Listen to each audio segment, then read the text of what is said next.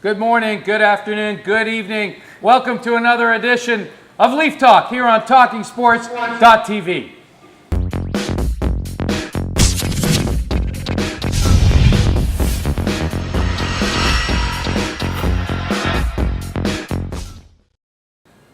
And here we are, folks, back at Charlie Fitzwhiskey's in Vaughan, Ontario. Not quite the packed house it was yesterday when we had the likes of Wayne Gretzky, Pat Quinn, Lanny McDonald, and Bill Waters on as guests. We don't have any slouches on tonight either. Shortly, Darryl Sittler will join us. He's a Hall of Famer, isn't he, guys? Absolutely. And also John LeClair. And as you could see, I'm joined by a distinguished crew tonight. My co-host for both the pregame and the postgame here on Leaf Talk, brought to you by McCain's. Making his debut with us is the great Eric Cohen, completely experienced, knows his stuff inside out, and every once in a while he'll piss you off with a comment or two. I'll try, Marty. Great to be here. Thanks for having me. The lovely Michelle Sturino is back after a very nice debut last night in the postgame. There were a lot of people talking about you last night here at Charlie Fitzwhiskey's. I'm hoping it's all good, Marty. I'm hoping it's all good right now. It was, Michelle. I didn't hear one negative thing. On the other hand, I heard a lot of negative things about Brian Wilks. No, I'm kidding. Well, I'm really delighted that former NHLer Brian Wilks is back for another edition of Leaf Talk. And Brian, let's start with you. The Leafs begin, their second game tonight with, Jonathan Bernier is going to be the goaltender. This is the big acquisition that the Leafs made in the offseason. Reimer, we'll get your thoughts on it, guys, momentarily. I thought James Reimer was okay last night. I thought he let in one soft goal. Maybe I'm wrong. But Bernier goes tonight for the Maple Leafs. Yeah, what can we expect from him? I thought the exact same thing about Reimer last night. I thought he was okay. I thought he played, he kept him in the game, and he made some good saves and was solid. I thought, if he had an outstanding game, they might have come back with him tonight.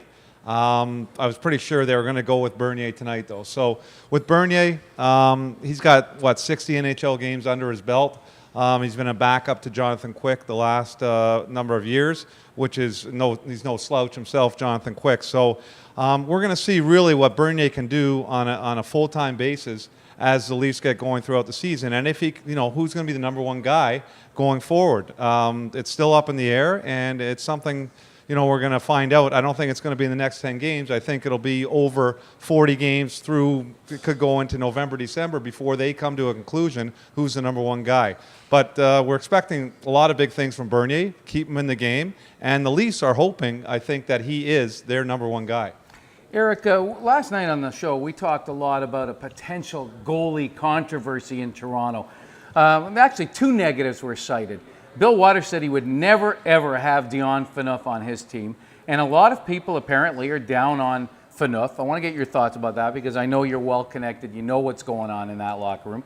Second of all, do we have the potential with the Maple Leafs of seeing a goalie controversy? The Maple Leafs knew exactly what they were getting themselves into when they acquired Jonathan Bernier. They determined after last year when James Reimer was the goalie in Boston, Game 7, and they were up 4-1 in the third period with 10 minutes to go, and James Reimer, not all his fault, was unable to shut the door, gave up 3 goals and then the overtime goal. As an organization, they said, we have to be better in goal. James Reimer and Ben Scrivens was not going to cut it. They needed an upgrade. They knew that Jonathan Bernier was a goaltender in Los Angeles that would be available. The Kings did not want to go forward with Jonathan Quick and Jonathan Bernier. Bernier is an outstanding young goalie who's not had a chance to show what he can do because of Quick. Remember, a few years ago, Jonathan Bernier was the Kings' opening day starter when they opened up the season in Europe. It just so happened Jonathan Quick came along. They gave him a 10-year deal after he won the Conn Smythe and the Stanley Cup. So Jonathan Bernier was, in the Maple Leafs' opinion, an upgrade over James Reimer. The Leafs said at the beginning of the season they were going to go back-to-back with Reimer and with Bernier. They weren't going to decide who was going to play until, very close to the game against Montreal. But Reimer's played well in Montreal. They gave him the start last night. Reimer could have shut out the Canadiens last night. You still would have seen Bernier tonight. Yeah. They said before that game they were going to go 1-2. Now, could there be a controversy? Yes, there could.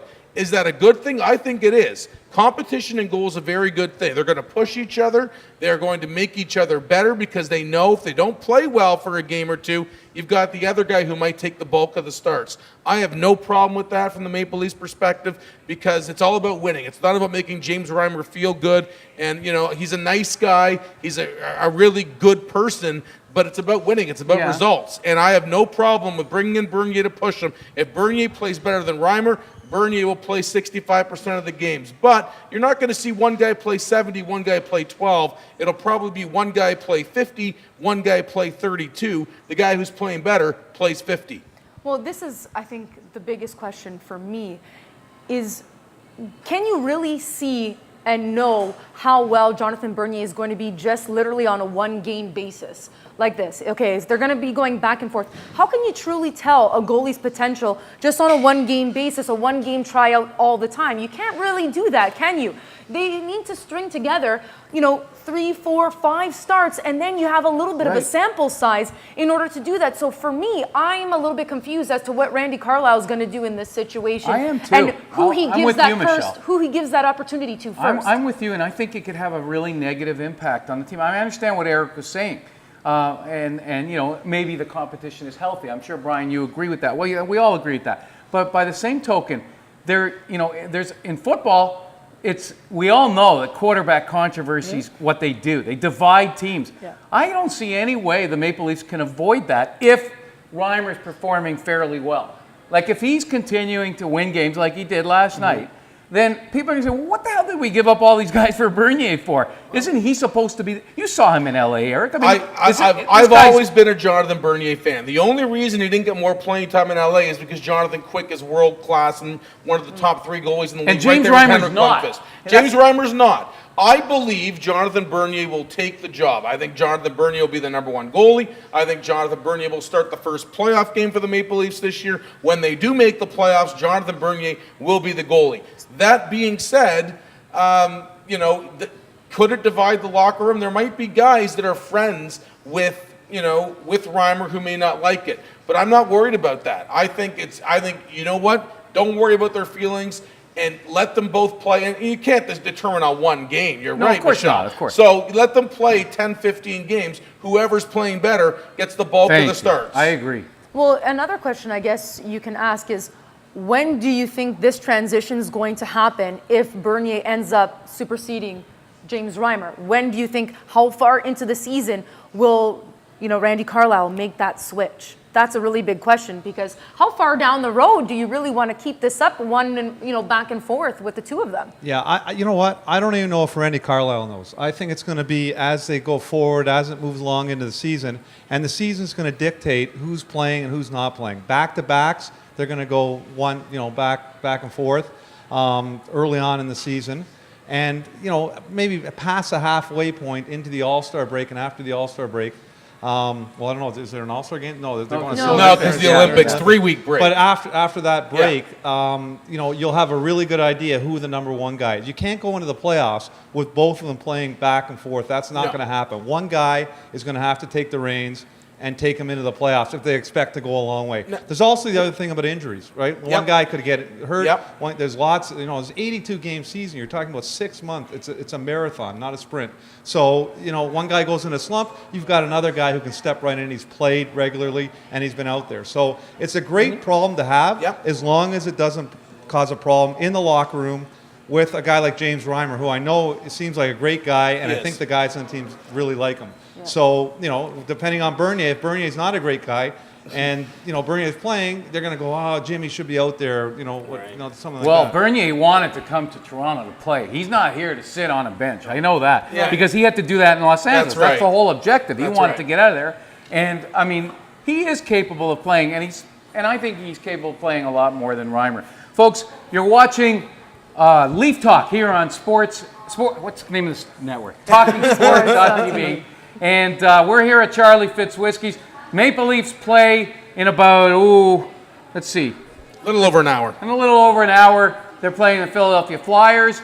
And you have plenty of time to come by to Charlie Fitz Whiskey's. If you're in the area, come on over, have a beer, have something to eat, watch the game on the many giant screens here at Charlie Fitz Whiskey's. and stick around to have your say on our post-game show. You can grab a mic and you can give Michelle all kinds of crap if you want about what she's saying. But I'm not letting you off so easy. Eric, Yes. I asked you about Dion Yeah. Phaneuf, and I want you to tell me what you know. We had Bill Waters on the show last night saying there is no way in the world he would want Dion Phaneuf.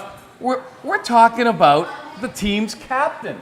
You know, like, again, I'm being a devil's advocate here. I'm talking about potential goalie controversy. Here they are 1-0. The season's all 1-0. We're talking about potential controversy. And I'm talking about, a potential problem with a captain who's viewed as a cancer, apparently. You know anything about this stuff? Here's the thing. I like Bill Waters a lot. I've been listening to him for a long time, and I know he's not a big Dion Phaneuf guy. I've known that for a long time from, as I say, following him. And he's not alone in this city. The problem with Dion Phaneuf is the problem that a lot of professional athletes face. When you make a certain amount of money, you are held up to that standard. Dion Phaneuf is going to be a UFA after this year. There is no way the Toronto Maple Leafs, who have no room under the cap right now after they signed Tyler Bozak, David Clarkson in the offseason, and this gave Phil Kessel all the money. They gave Lupul a 5-year deal last year. They've given, obviously they're paying a lot of money now for 2 goalies, Reimer and Bernier. There is no way the Maple Leafs can pony up 5 years, $38 million for Dion Phaneuf, which is what he's going to ask for. He's going to ask for $7 million a year. He is not a $7 million defenseman. They're not even close. The Maple Leafs, this will be Dion Phaneuf's last year with the Leafs as the captain and as a Maple Leaf. If I'm the Leafs, I trade him this year, get something for him, because you're going to lose him for nothing when the year is done anyway. Dion Phaneuf is a good defenseman. He's not a $7 million defenseman. He makes mistakes. He last year got caught pinching on a number of crucial goals in that playoff series against the Boston Bruins, and he really fell out of favor. It sort of reminds me of Brian McCabe. When Brian McCabe was here, everyone loved him. They gave him a boatload of money. And then his play fell off the last couple years. He ended up getting booed out of town. Same thing happened to Larry Murphy. Same thing happened. They gave Larry Murphy all that money. And he was a great player. He was he slow. went on He was slow. to be great in Detroit, Won 2 too. cups in Detroit after. Yeah, He was absolutely. terrific. Yeah, so you know what? This is what's happened with Dion Phaneuf. Dion Phaneuf is playing his final year with the Maple Leafs. And for what he's going to make somewhere else, good riddance to Dion Phaneuf. Why do you, for me, what I think is that this is a really big year for him, because everyone knows contract years, you obviously play maybe a little bit more to your ability or even above your ability, knowing that the dollar signs are basically just waiting for you if you do play well. I'm wondering, coming from Calgary and being here in Toronto and obviously being scrutinized to high hell, if you think he's going to go to maybe a smaller market team, like the Colorado Avalanche, who are desperate Florida. Florida. What about Calgary? Well, back to Calgary with Ryan Burke. Probably not. Oh, Brian that's a good Berkey. When he brought Joe Colburn back, he might bring you right. Yeah. I mean, that point has been made Yeah. by people who are involved in the game and know it quite well, that Brian Burke probably would love to have Phaneuf I think back. there's a lot of issues with Phaneuf. I don't think it's cut and dried as you make it out to be. First of all, I think he's hard to replace. You know what? He makes mistakes out there. He does a lot of things that you don't like. But he also plays 25, 30 minutes a game. Got a good shot. Do the Leafs Saw have that another? last night. Do the Leafs have another guy like that can step in and do that for Do them? the Leafs have another this is potential captain? Like who do you see as captain? being captain? Joffrey Lupul would be my next choice. This is a contending team. This team is looking to go deep into the playoffs this year. Yeah. This isn't a team that's building. So they need a guy who's going to log those minutes, and especially for this year. I'm not saying next year he's going to be back. I'm not saying that. And it might be a good idea if things aren't going the way it is, down the road, to trade him, at the trade deadline this year. Because I don't think they're going to sign him either. He's going to ask for a boatload of money. Yeah. And it's also hanging over the team's heads. And he's looking at Kessel getting all this money. And he's saying, hey, what about me? And you don't want that being a distraction to the team as well. So, I think there's a lot worse players out there than Dion Phaneuf. He's not a number one. He's, a 3-type defenseman. But he's also a hard guy to replace. You're not just going to trade up even for a guy like this, and you don't find these guys growing on trees. That's true, and he's been an all-star. I mean, but there's something within the locker room that players don't care for with Phaneuf. He's got some kind of attitude. There were issues in Calgary with that too, right? And there was talk about that in Calgary.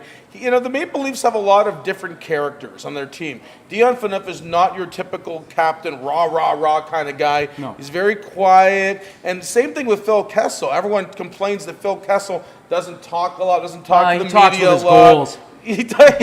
I mean, he can score. He can score, and the Leafs are paying him to score. They're not paying him to be a leader. The leadership void in that locker room, there might be one if Phaneuf goes somewhere else. Because, let's face it, the Leafs they're a different type of team. They're a team that, Brian Burke wanted to build with truculence and all that, and right now they're a hard team to play against. I want to get to that in a moment as well, Sure. about their so-called truculence. Okay. A lot of that was making me sick last night when we were here at Charlie Fitzwhiskey's. Sure. I didn't like what I saw with all the violence. We talked about this. We talked Brian, about you kind of defended it. You said it had no impact on the game. I'm reading different reports today. And I know you played in the NHL. You know your hockey. You were one of the most dominant players in Ontario Hockey League history. But there are people in the game today saying that what happened last night ought to be banned once and for all. And that also, what I'm reading, and this is what I can't understand. You guys comment on this, please.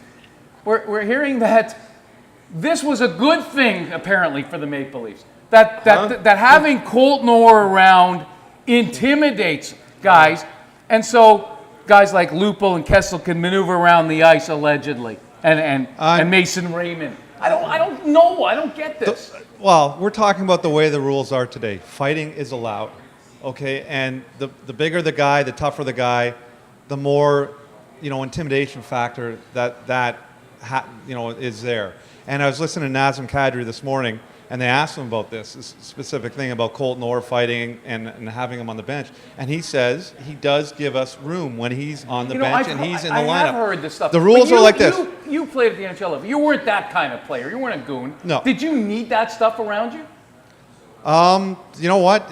If another team has that guy out there and you're out there and you're going to another team's building, it does make a difference. You're looking at that, and you know what? It's just part, like we talked about. It's part of any intimidation. Is part of any sport. In baseball, it's not the same in the other sport. If you see anything another violent nature in another sport, Brian, you know this, you're gone. Yeah. You are out. If you do that crap in soccer, do you know what happens to you? Or in basketball? I've got a lot to say on it, but I want to let Michelle I want to hear Michelle talk about it, on it as well. I don't think she's a big fan of it, although I did see her yesterday looking at it. Yes, absolutely. Well, the thing is that, a team, for instance, built like Montreal, they're small, they're speedy, and they're skilled, right? Yes, so true. they do need someone who's a little bit bigger, who is going to provide that intimidation factor, who is going to provide that extra space for them to go out there. And this was the whole reason why they got a guy like George Peros, was because last year in the playoffs,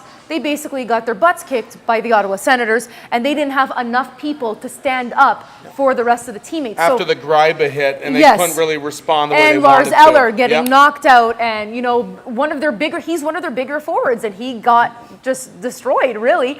And so for them to not really be able to respond with enough force really put Marc Bergevin in a spot where he had to do something, and which is why George Peros was on the team, and which is why we saw what we saw last night. But after this fiasco last night, guys, and after the one that we saw in the preseason where Phil Kessel was so intimidated by a goon named John Scott that he had to start hacking at a guy's ankles with his stick. I mean, after seeing all this stuff, aren't you just sick and tired of this crap? I don't want to watch hockey and see this stuff. I want to watch hockey. I want to watch hockey too, but there's a code in hockey, and that's what happened in the Buffalo-Toronto game. Is the code was violated because, Randy Carlyle actually was trying not to make the situation worse after we saw a fight and you saw a player go down, hit his head on the ice, and Randy Carlyle knew, okay, wait a second, the Sabres are going to want retribution for this. I'm not going to give them that chance. I'm going to put out Phil Kessel, Nazem Kadri, because they've got John Scott out there. We have last changed, so I'm not going to let this happen. Unfortunately for the Maple Leafs, what happens is John Scott decides to go and jump Phil Kessel and tell him, I'm going to have to jump you. So, that is why the Leafs and most teams, as Michelle said, have the guys like Colton Orr, have the Fraser McLarens, because you've got to have those guys out there to protect your stars. If someone wants to do something stupid to you, you've got to have a guy that's willing to go out there and make you pay. And unfortunately for the Leafs, that guy was David Clarkson, who came off the bench and ends up missing 10 games because of it. So there are rules in place. Do I like fighting? No. I'd actually be fine if there was no fighting, to be honest. Because listen, here's the deal. The NHL says, okay, we're going to get rid of headshots, and no longer can you hit a guy in the head with a shoulder and a legal check. But yet it's legal to go and punch a guy in the head, and you get a 5-minute penalty for it. It makes no sense. There's a lot of hypocrisy when it comes to that.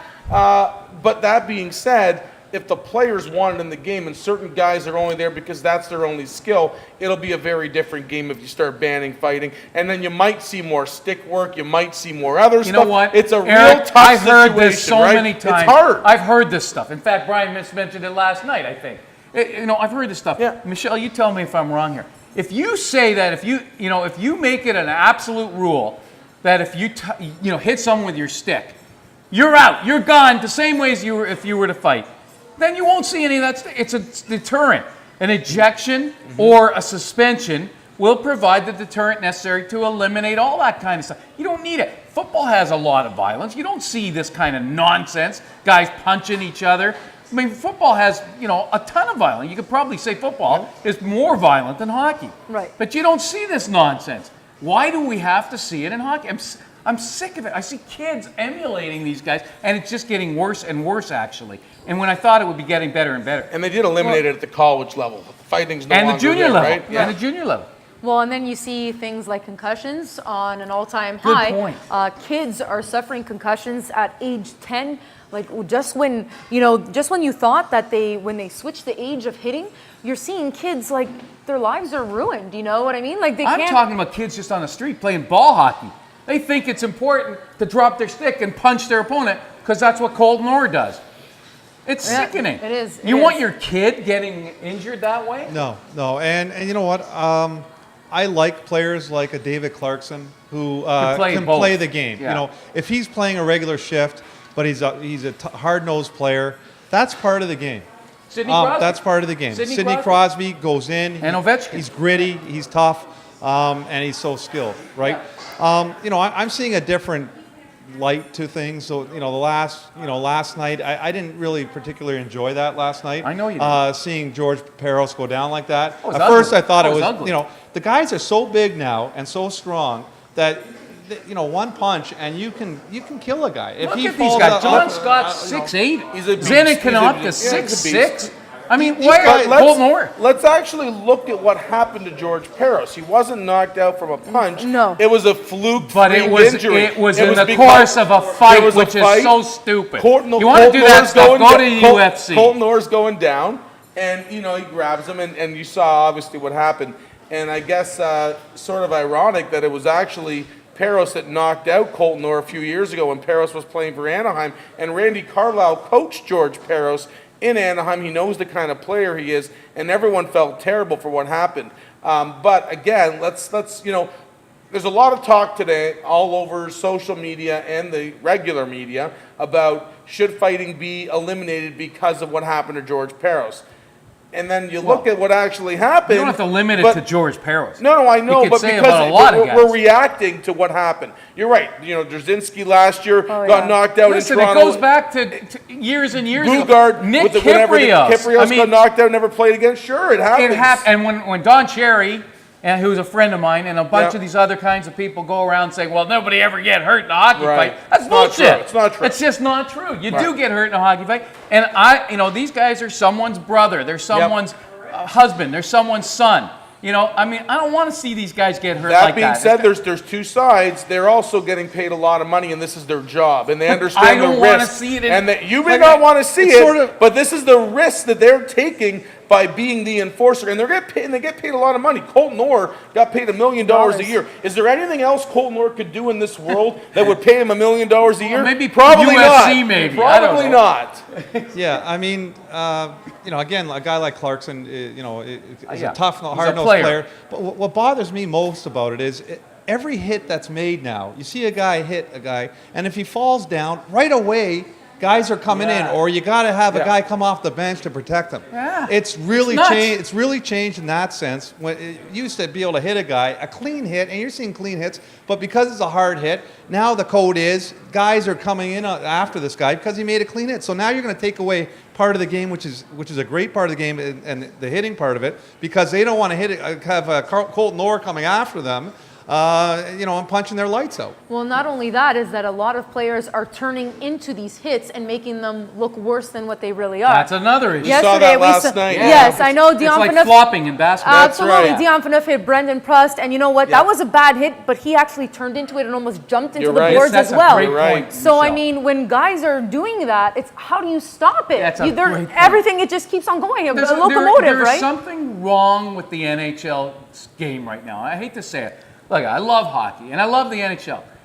But when you have what you're seeing nightly in every game, like there were 3 games last night, and there were that kind of violence in every game in the NHL last night. Every one of them had something. At Not least as bad as what happened. I don't with think Paris. much happened in Chicago, Washington, but the other two, yeah. And not as bad as what Right. happened to Paris. But Right. I mean, we're talking about a situation where this could occur every single night. And why? Because the league is condoning it. Right. Whether they admit it or not, they're sitting back and they're saying, well, we think the violence sells. And there are people who get a vicarious pleasure. At Charlie Fitzwiski's last night, people were standing up for the fights. We didn't hear that much about the goals.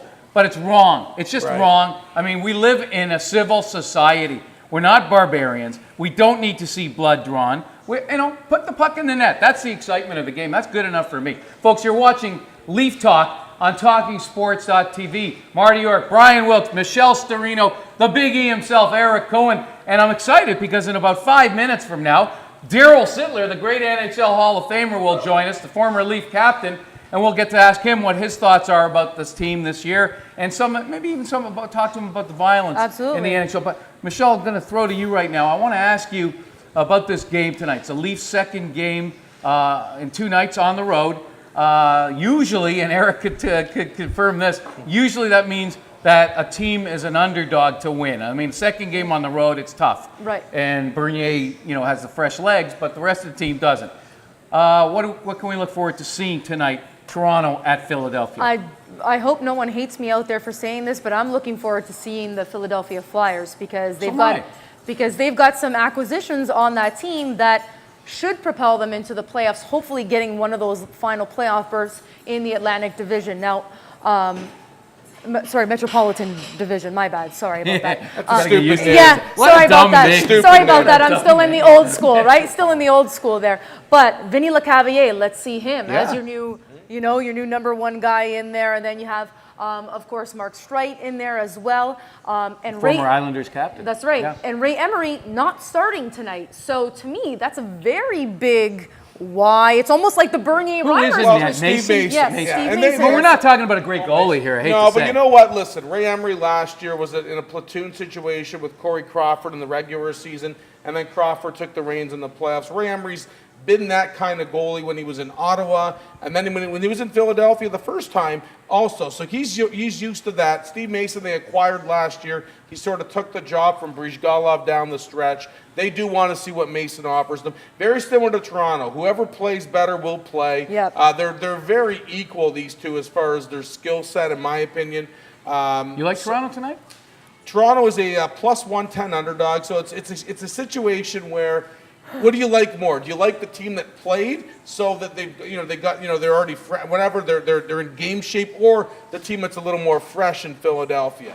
I don't like Toronto. Actually, I do. I like the over. The over is 5.5. There's going to be a lot of goals this year in the NHL. We saw 3 games last night. They all went three over. games went over, and a ton of goals. There's new rules in place that allow it to be easier to score goals. Philadelphia plays a wide open system. Toronto, while Randy Carlyle said after last that he wants to work on the defensive part of his game, they do play very wide open. I expect a 4-3 hockey game similar to Toronto-Montreal last night. Expect a lot of goals.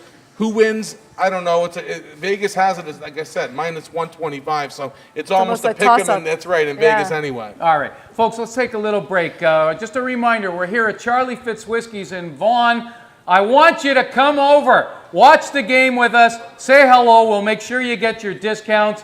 And just keep watching here on Leaf Talk at TalkingSports.tv because Darryl Sittler will join us after this break. Don't go away.